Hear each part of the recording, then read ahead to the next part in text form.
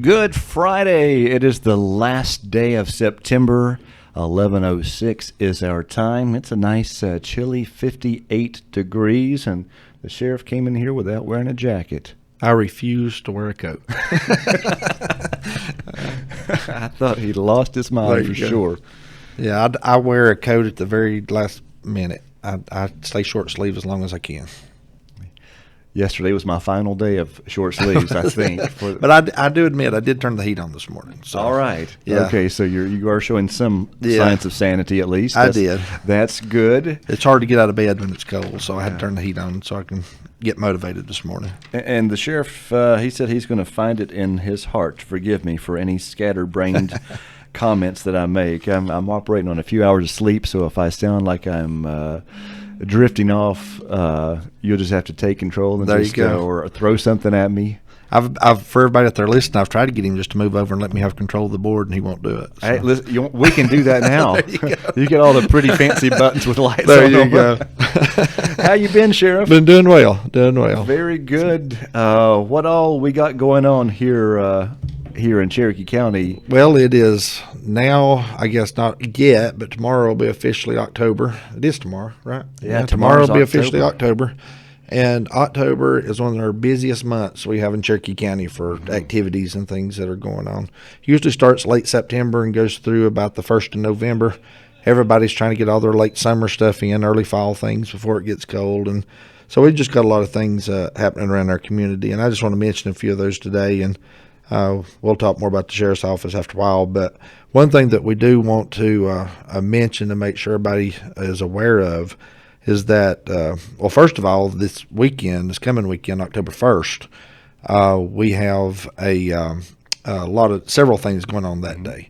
And I want people to be aware of, because we do expect heavy traffic that day on October 1st. As you know, that is the weekend that they do the folk school event out at Brasstown. And there's generally somewhere between 10 and 15,000 people usually attend that over the course of the weekend. And so that brings a tremendous amount of traffic to the area. Right. So, if you want to get out and go to the folk school and go over, enjoy the crafts and all the things they have over there, just remember to be careful. A lot of traffic in that area, a lot of pedestrians walking.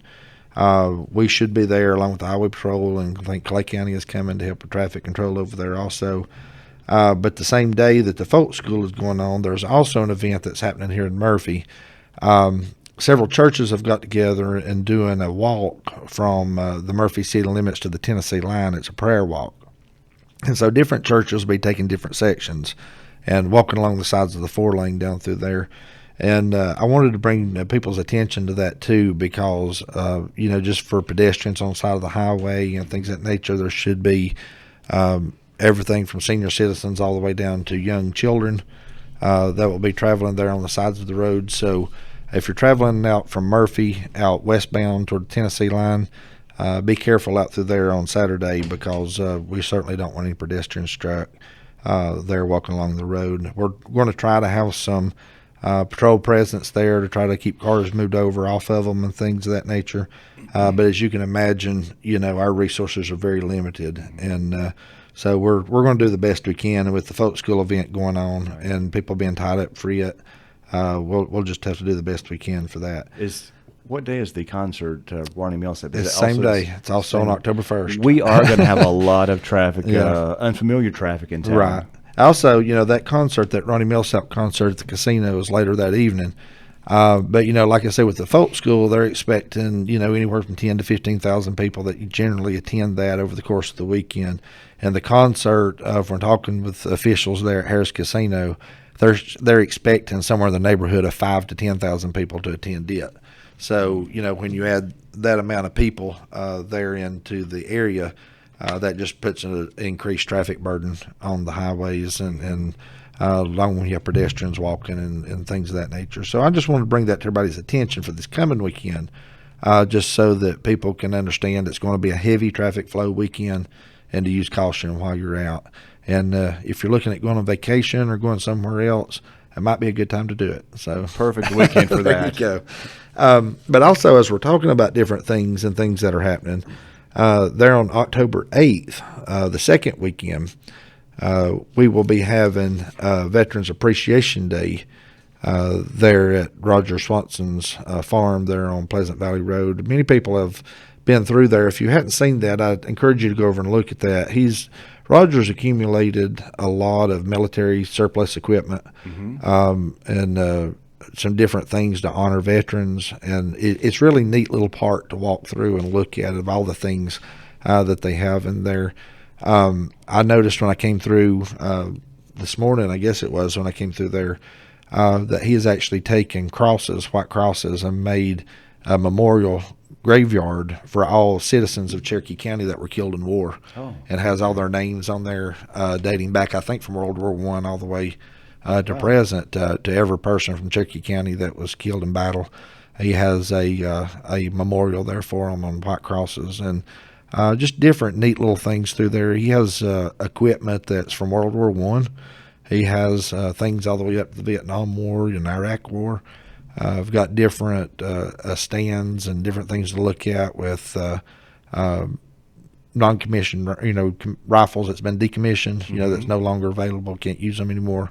The firing mechanisms have been taken out, but it's a display there, along with helmets and boots and things of that nature, representing all the different wars and all the different things. And there's just a lot of neat things there. If you're in military stuff, if you're ex-military, I encourage people just kind of go by there and look. He invites the public to come by anytime you like and just kind of walk through the park and look at things. But there on October 8th, we're going to do a Veterans Appreciation Day. And there's going to be a lot of activity going on that day. There's going to be singing going on. There'll be food. There'll be different speakers. There'll be color guards coming in, military color guards coming in from different places. And there will be also aircraft coming in. I think we have worked with Roger about getting some Hueys to fly in, and possibly Black Hawk and a couple of those helicopters. They'll be landing there and taking part in the appreciation that day. There will be plenty of room to park. He's dedicating his fields and stuff to park in and all those kind of things. So it's just it's a combined effort between what Roger has already created there in the Cherokee County Sheriff's Office, that we want to show our appreciation to the veterans and just have a day of just honoring those who have served in the military, honoring those who have given their lives and given literally life and limb, for freedom of this country. And there's many veterans that are in the area that live here, but we also expect a lot of veterans to come in from different places. And so I know this has kind of been heavily advertised around the area, not necessarily as much here in Cherokee County, but I think it's been advertised as, to Knoxville, Chattanooga, Atlanta, kind of up. So we're expecting several hundred people to attend this. I think at minimum, I think they're expecting about 500 people to come. Could be more than that. We don't know how many's going to show up. I think the school's going to participate with some youth and try to bring some youth over and let the youth kind of talk to these veterans and kind of see what they've went through. That is very important for the youth to be able to understand what kind of sacrifice is needed. And we see so much going on in the media today, and the things that we see on the news about this social uprising, against police and military and the different things that are out there. Sometimes that for young people growing up, by all these images and things they see by the media, sometimes it has a skewed vision of the way they perceive things. And so we want to get out there and just meet and greet with people and just let the youth of our county understand the men and women who have sacrificed and the men and women who have fought for this country and their belief and the reasons why they do these things, and just have a valid conversation between the youth and the veterans. I also want to encourage people that if you're not a veteran and you've not served in the military, but you would just like to come out and show appreciation, you would like to just come and just take part in the event, you're more than welcome to come also. This is open to the public. It's open to everybody. And so it's not just for veterans. It's for anybody that would like to attend. It's like anybody that would like to show their support, that would like to come out and just thank the veterans for what they've done for this country. So I encourage everybody to come out and do that on October 8th. So one other event I want to mention real quick is that we have a Running with the Law event on October 29th that's sponsored by our Women's Association. at the sheriff's office. And so come on out. I think, the route's been laid out there. It's going to start at the sheriff's office. There'll be different blue lights kind of showing the route, and there'll be several police officers taking part in this. But the path will be lit up by blue lights and with law enforcement. So we want people to come out and take part in that also. And I think you've got a flyer there if you want to read a little bit about that or tell the people about it. Okay, it's Running with the Law. Cherokee County Sheriff's Office Women's Association presents the first annual Running with the Law 5K Run Walk on Saturday, October 29th. This evening race, beginning at 6 p.m. sharp, will start at Cherokee County Sheriff's Office. Flashing blue lights will mark the race course. Restrooms and water available at the start-finish line. A $25 registration fee will cover the cost of a T-shirt and goodie bag. Proceeds will benefit the Cherokee County Sheriff's Office Women's Association, and registration is free for all current law enforcement officers. Registration forms still must be completed. To turn in the registration forms to the Sheriff's Office by October 10th, so that's just about 10 or 11 days away to guarantee a shirt. Registration will be open on the day of the event from 5 until 5:30 p.m. Extra shirts will be on a first-come, first-served basis, and meet at the flagpole at the Sheriff's Office at 5:45 p.m. for a brief opening ceremony before the race begins.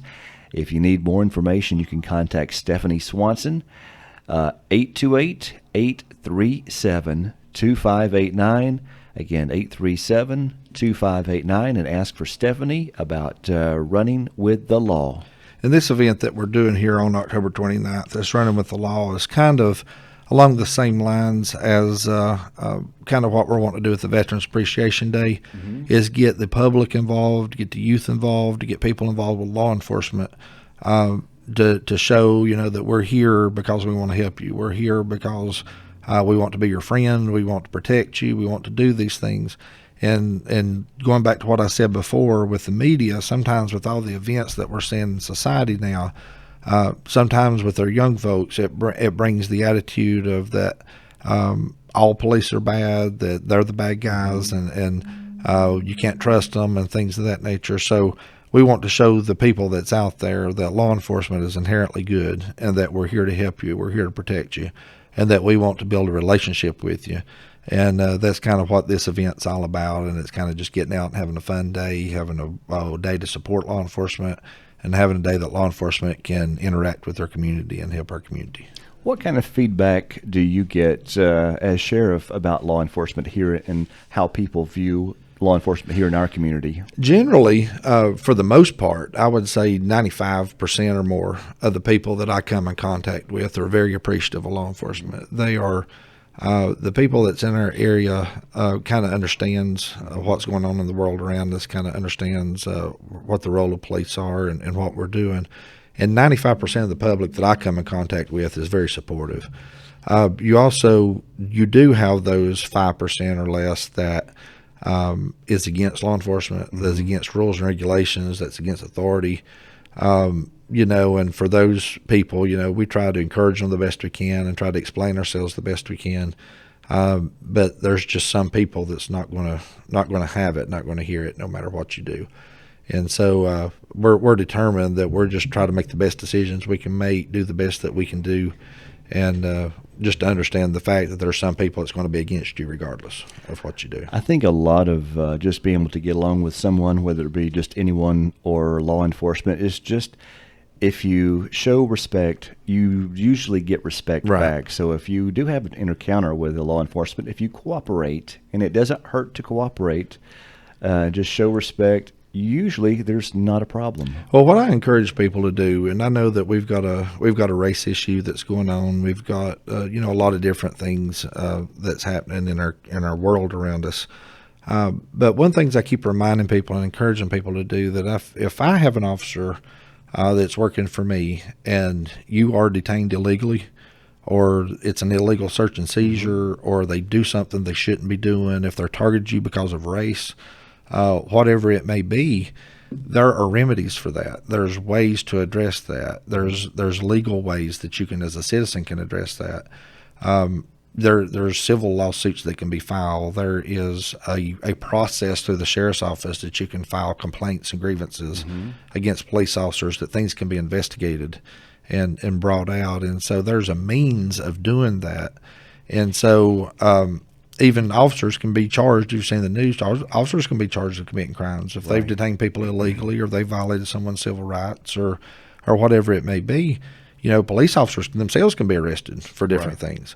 And so, what we encourage people to do is, if that you are detained illegally or something happens that you don't agree with, comply with the officer's commands, comply with what they're doing, and let's address this later, not on the side of the road. Because on the side of the road, when tempers are flaring and people feel like they've been wronged or slighted, sometimes bad decisions can be made, bad judgment calls.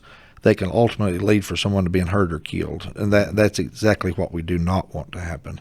And we want to fix whatever problems that are out there, and we want to remedy those issues, but we want to do it in a way that's civil. We want to do it in a way that we can talk about those things, that we can get results that will be beneficial to the law enforcement community, that be beneficial to the public, be beneficial to society.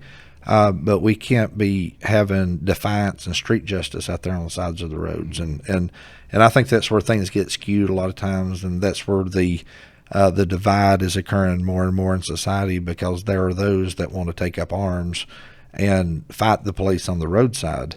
And that leads to nothing good at that point. We need to do this in a way, a legal way, in a way that we can get results, in a way that we can affect change. And as long as we're fighting with each other, and as long as that we're arguing back and forth, and we're not complying with authority, those issues don't get fixed. They only get worse. And so we encourage people that even if you feel like you've been done wrong, comply with what the officer is asking you to do, and then there's legal remedies to rectify that later. I've always been told never try to handle situations when you're angry or upset, and that goes on, if you discipline a child and you're mad, then you can do or say things that you may regret later. So just waiting for things, or if you're having an argument with someone, just wait, think it through and discuss it like an adult later. Yeah. And, we, like I say, we get people that's going to be upset no matter what you do. We have, in our jail, as you know, we've had issues there, and been trying to make some changes and some scheduling changes and things that are going on. We have inmates within our facility that are very compliant. They are yes sir, no sir. They do what they're asked. They follow the rules. They do those things. But we have another segment of population that's in there that will not comply at all with anything you ask them to do. And we have to deal with those issues and those things that are in there. And then they get upset. Families get upset when you have to deal with that behavior. And so one thing that I do want to mention real quick, because a lot of people don't understand this, and they don't understand the dynamics of things. This society has been skewed in such a fact that people don't understand how authority is set up and how structure is set up. One of the things that I hear quite often from this 5% of the population we talked about is about how they contact the FBI and the SBI, and they're going to contact all these people, And the fact of the matter is that the sheriff of the county is the head law enforcement official for the county. And the sheriff is in charge of his county. A lot of people don't realize this, but the FBI, the DEA, the ATF, the SBI, all these state and federal agencies that are out there, they cannot come to Cherokee County, and they cannot come here and work without the sheriff's approval. If I wanted to, I could make a phone call to Asheville, to the federal agencies out there, and tell them they can't come to Cherokee County. You can't come work in this county unless you get approval through the sheriff's office, unless I approve you to come. And a lot of people don't realize that. They think it's because it's a state or federal agency that they're the sheriff's boss, or they're over the sheriff's office or whatever. And that is just simply not true. And I remind people of this. We talked about this early on when I was elected, is that chief of police has a boss. The mayor is his boss. The highway patrol, the SBI, all these people have a boss. Their boss is the governor. The governor is their boss. The federal agencies, all the FBI, DEA, ATF, they have a boss. Their boss is the attorney general and the president, ultimately, is their boss. That's the ones they answer to. But for the office of sheriff, he has no boss. The sheriff has no one that he answers to, except the people who elect him, the public.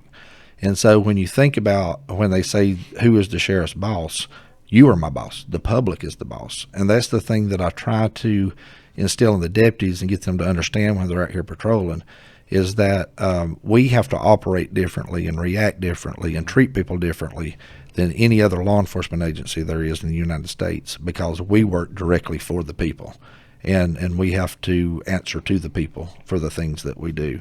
And so, with this, going back to what I was saying about this 5% of the population that don't like rules and regulations and don't like the way they're being done, we get threatened quite often with calling the FBI or whatever, and I always tell them, call them, I've got their numbers here.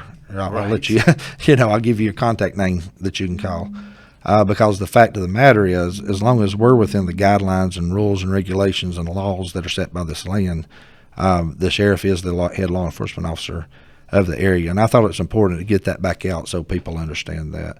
A lot of people talk about banks and different things that are out there, and it's because it's federally secured and all these, the FBI is in charge. No, it's the sheriff that's in charge. The sheriff is in charge of that county and everything that goes on in that county.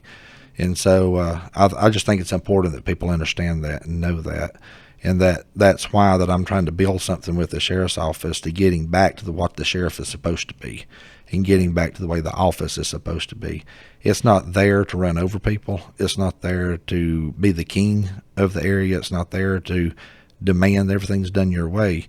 It's there to ensure that the people are in control of what's going on in the area, and that's what we're trying to develop with our deputies that are out there. Maintaining peace and protection That's of our exactly citizens. Right.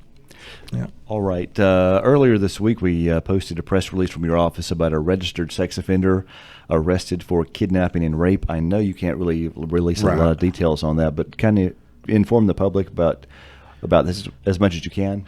Yeah, this is one of those things we really can't say a whole lot about, but this is one of those incidents that we worked on through the sheriff's office, and through our sex offender registries and the different things that are out there, we try to keep track of. We do keep track of where people are located, where they're living, kind of their behaviors when we can, things of that nature. We do from time to time basically a check on the sex offenders. And what we'll do is we will have special days or special evenings where we'll call deputies in on their off-duty time or when things are kind of not as busy as in other times. And we'll, Roger Williams, who does our sex offender registry, will kind of divvy out packets to everybody and say, okay, we're going to do a compliance check. So everybody follow all these leads out and go check on these sex offenders, make sure they are where they're living, make sure they're driving what they say they're driving, and just make sure they're in compliance with their registration. And so from time to time we do that and make sure, that they are where they say they are. And we find people that's not living where they say they're living. We find people that's driving different vehicles that they didn't tell us they were driving. So it's very important that we do these kind of compliance checks. For people wondering, why is that so important? Well, it's so important because of just protection of the public. Mm-hmm. There's places they can live, there's places they can't live. They can't live within 1,000 feet of a school, and daycares and all these different things. And they can't be in places where children routinely gather, or where that they're going to be. So we have to do these compliance checks to make sure that we don't have these registered sex offenders that are out roaming neighborhoods and going places and doing things they shouldn't be doing. And if we have things, and we have used this registry before, where we have things like what we're seeing here, where you have someone who's been suspected of kidnap or rape in the area, we can go back to that sex offender database and see if we have any known sex offenders in that area that are living close by, that might fit the description or might, could possibly be the person that we're looking for. So it's important to know where these people are and where they're living and things of that nature. So that's why we do those kind of compliance checks. All right. Yeah. I see our time is getting close to the end. Anything else you want to address that we need to talk about before we close things out? No, I think it's good. I just want to encourage everybody out there, if you have any situations or things in the area that you need to talk about, feel free to call. A lot of times I'm out doing meetings and out in different places, and I may not be in the office right then. And I do acknowledge this, that sometimes messages do fall through the cracks, and sometimes I don't get them returned. But I try my best to get all my emails and all my messages returned to people. And you know, I'm sure there are from time to time things fall through that I don't get returned, but for most people, I think they get a call back or they get something returned when I'm not there. All right, Sheriff, thank you very much. All right. We'll do this again next week. Thank you. Same time, same place. It's WKRK 105.5 FM, 1320 AM, cable TV channel 25, and worldwide, we're at country.am. Stay tuned. Your weather forecast is next.